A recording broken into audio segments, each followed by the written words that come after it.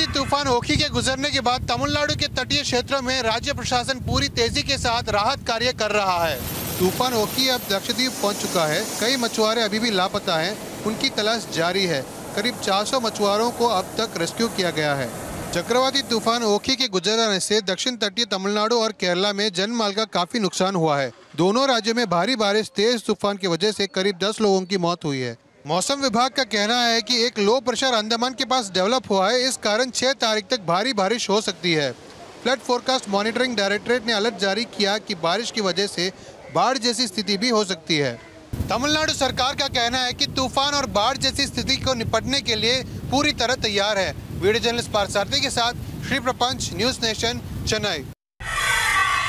राजस्थान में एक बार फिर बन रहे हैं सरकार और डॉक्टर्स के बीच टकराव के हालात।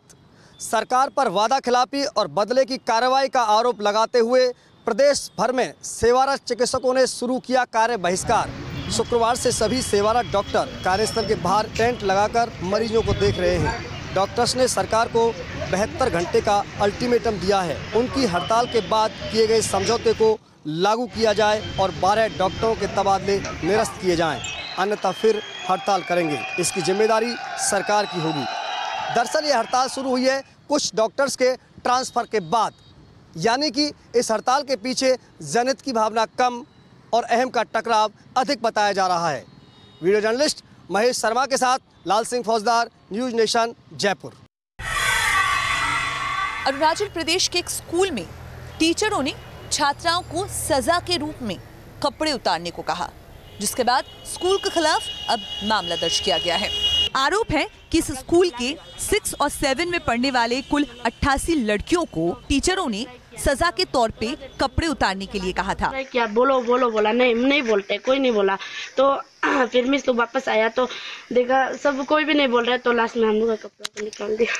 पुलिस अब इस घटना की जांच कर रही है। पुलिस का कहना है कि छात्राओं ने अपने बयान में इन आरोपों को सच बताया है। As far as the complaint goes, the section 354B will be attracted and some sections from POCSO Act will also be attracted. वहीं दूसरी ओर स्कूल एजुकेशन बोर्ड ने भी इस घटना के जांच के आदेश दिए हैं। स्कूल एजुकेशन डिपार्टमेंट ने इस मामले के बाद स्कूल के 3 आरोपी टीचरों को सस्पेंड किया है।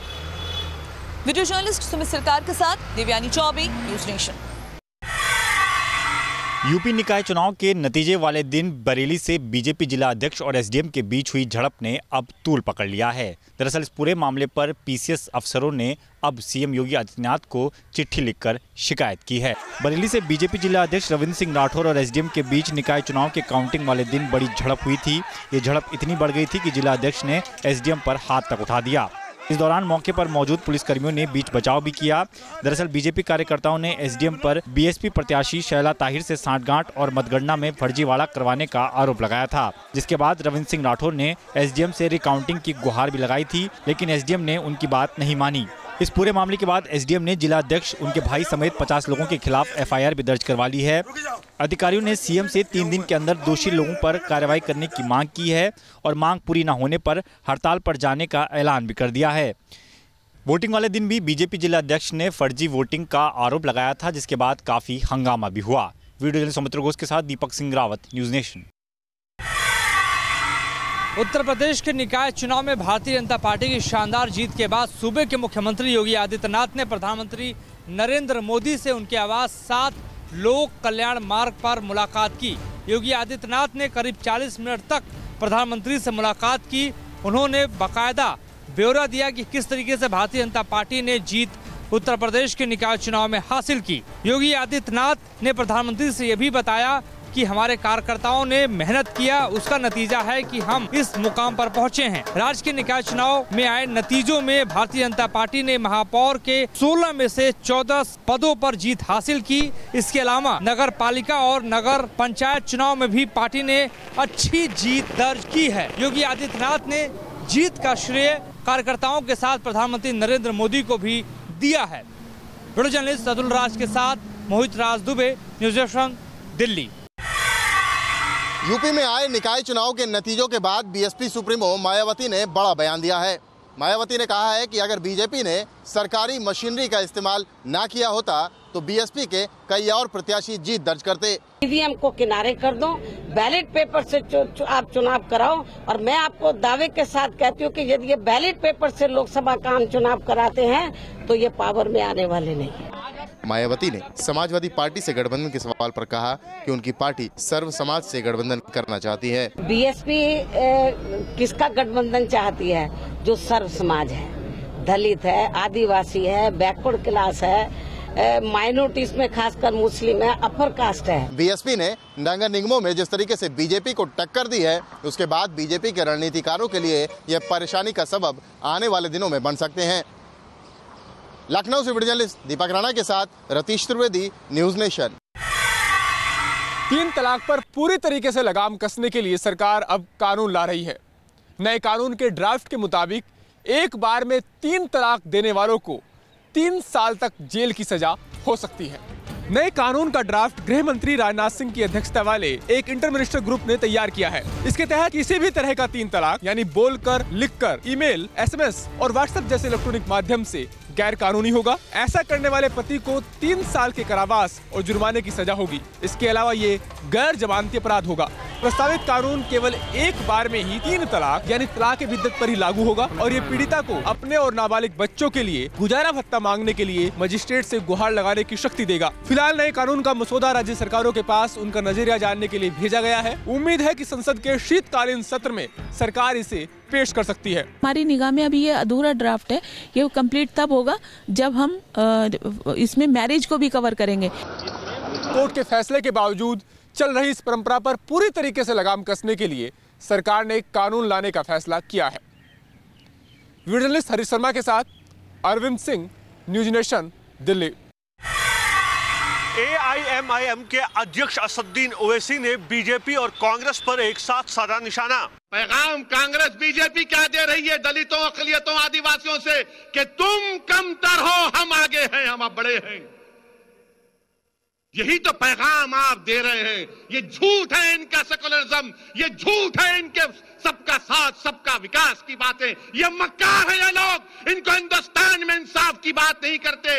इनकी नजरों में, सोच में एक ही चीज है कि हम बड़े हैं और दूसरे हमसे छोटे हैं। ये नहीं चलेगा, मैं नहीं बर्दाश्त करूंगा इसको। असदुद्दीन ओवैसी ने शनिवार को हैदराबाद में एक कार्यक्रम को संबोधित करते हुए कांग्रेस और बीजेपी पर एक साथ हमला बोलते हुए कहा कि दोनों ही पार्टियां धर्म के नाम पर राजनीति कर रही है।